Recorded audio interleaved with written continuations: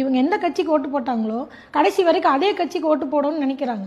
அவங்க நல்லவங்களா கெட்டவங்களா, அவங்க தலைவர் இருக்கிறாங்களா இல்லையா, அவங்க இறந்துட்டா கூட அந்த சின்னத்தை மட்டும் மைண்டில் வச்சு அந்த சின்னத்துக்கு தான் ஓட்டு போடுவேன்னு அவங்க அடமெண்ட்டாக நினைக்கும் போது அதனால் பாதிக்கப்படுறது அவங்க மட்டும் இல்லை, அவங்கள சுற்றி இருக்கிற எல்லாரும்.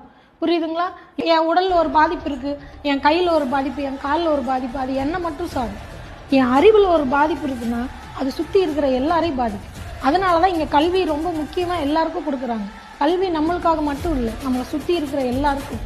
அதனால தான் இப்போ பாருங்கள், தளபதி படிப்புக்கும் அவங்களோட வேலைக்கும் உத்தரவாதம் கொடுக்குறாரு.